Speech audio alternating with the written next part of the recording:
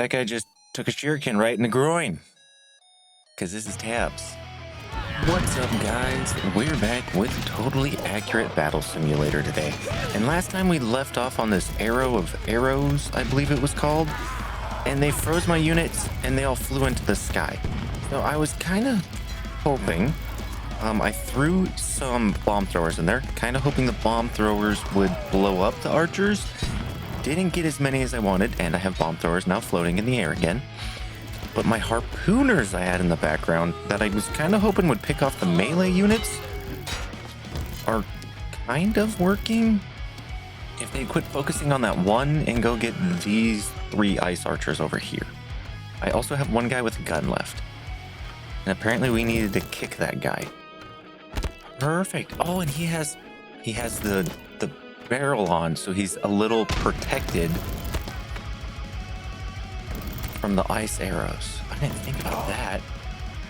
But my harpooners are just gonna kick that guy right in the butt. That worked.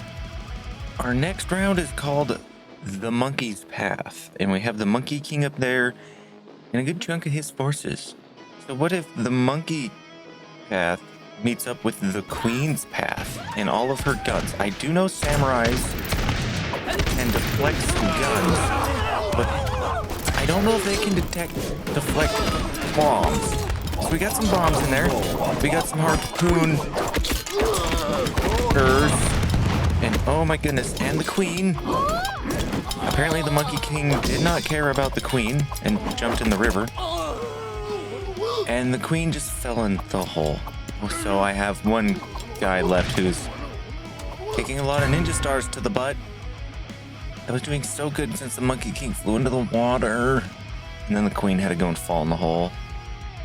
You know, I think that might have been a fluke. We're gonna play that back and see if this plan would have worked if the Queen wouldn't have jumped into the hole and their forces fell into the hole. Okay, this time the Monkey King did go for the Queen. One of his fakes went for the Queen. That guy just got yeeted off the map, and my Queen fell into the river. That's not good. Okay, maybe the Queen jumping isn't a good thing. Yeah, and I got one guy over there just getting filled with shurikens again. Okay. What if we do the Captain's Path and not the Queen's Path? Okay, can you guys just take him out and stop making him a literal pincushion? Because I don't... thank you. I was going to say, I really don't want this to drag out.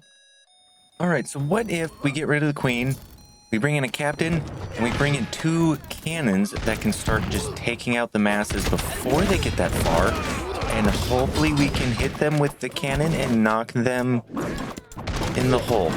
My captain, like, immediately died. I don't know if my cannon shot him, or I don't know if the Monkey King just, like, took him out. Now, the issue is the Monkey King can continue to just make copies of himself, which doesn't help me, especially because he's right on the cannon, which is, like, my big force. Oh, I still have a ninja over there. Okay, I want the Monkey King to fall in the hole. And it's not... That guy just took a shuriken right in the groin. Because this is Tabs.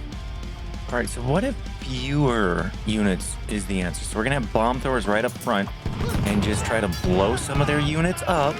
We're going to have the Queen as our tank, and then we're going to have cannons in the background. Granted, once the units get on the bomb throwers, my bomb throwers are pretty much useless. But my Queen can also just drop bombs in an area and jump away from it. As long as she doesn't jump into the hole. And as long as my cannons can help me with the Monkey King, which... straight to the face. Oh, yes. Thank you, cannons. Even the Queen's surprised at that. So the next one's called Watch Out for the Hole. And we have a circle around the hole that we have to put our forces into. Oh, I did not see the ninjas there. So I was kind of figuring, what if I just put a bunch of bombers around these guys? Because, yeah, they're going to hit us and send us to space with those archers. But if I can just blow a good chunk of them up before we even start, we might have a chance.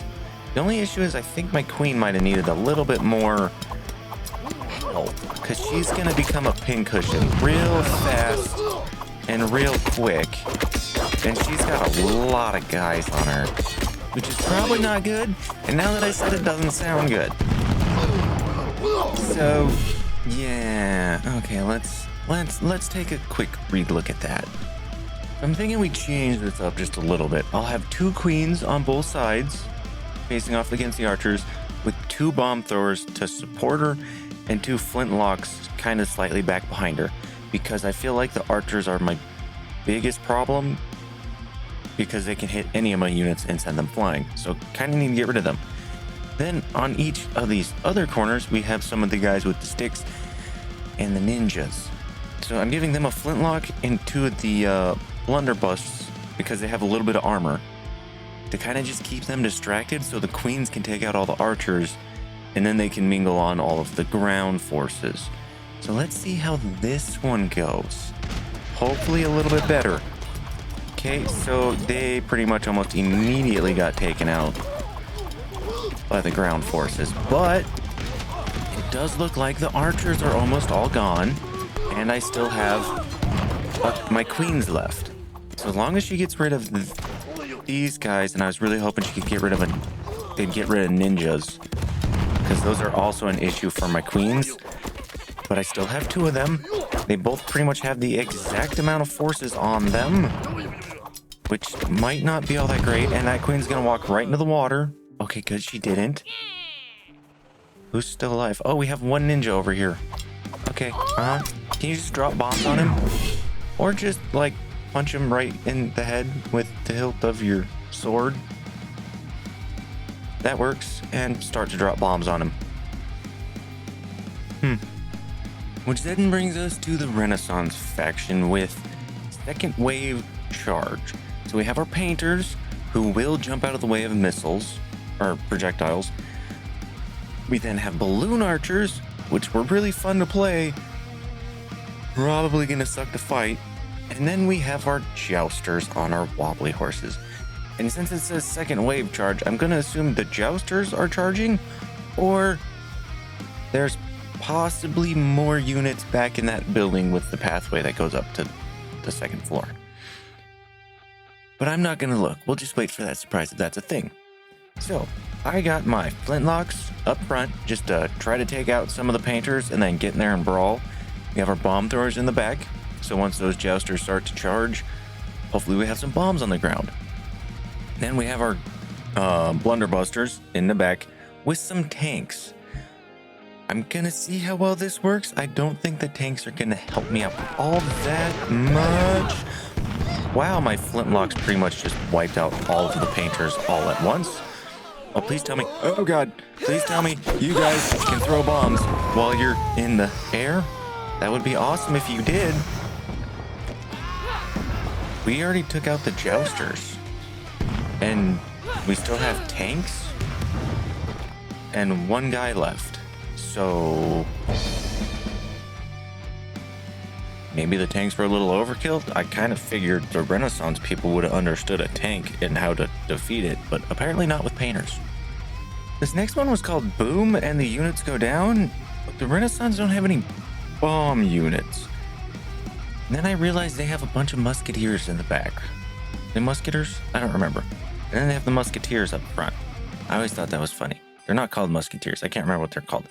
But I have a feeling the whole point of this one is you have the musketeers in the back that have a bit of long range and usually are 1-hit kill on most units, but they take forever to reload.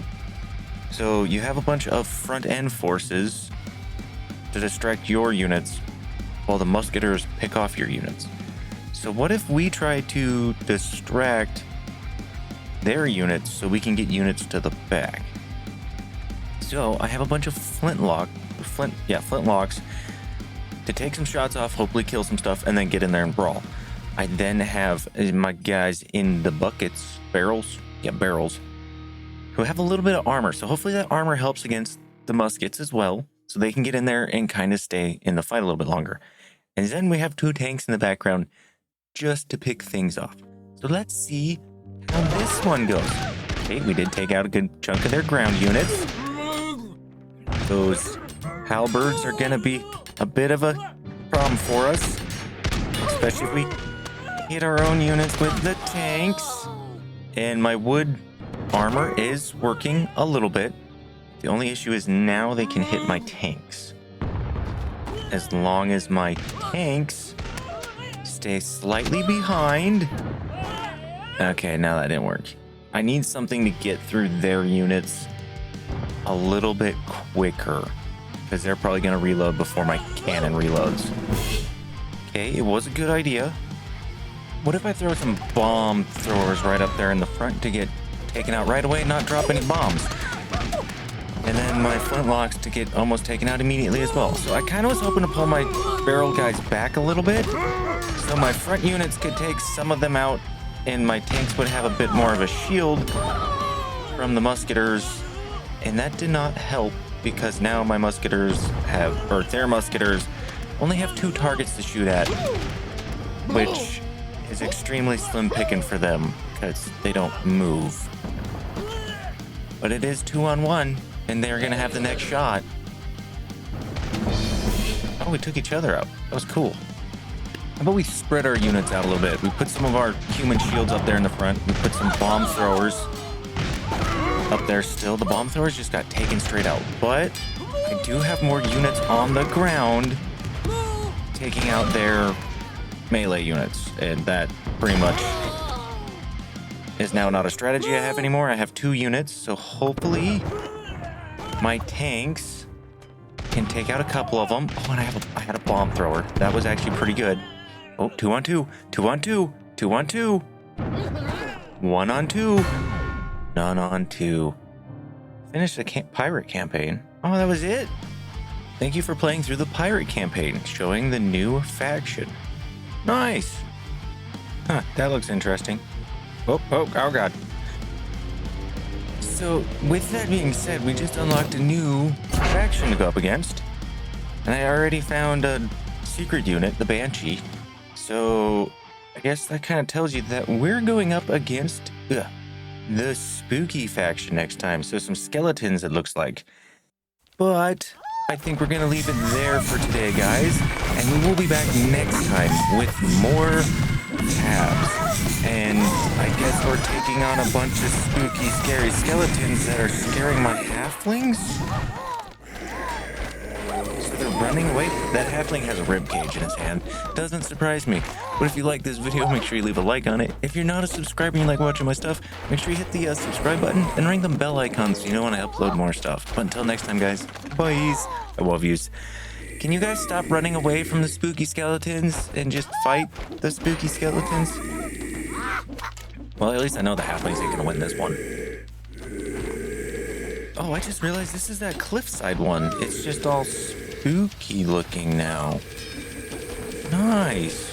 Does this still have a door down here? So I found the door in the last...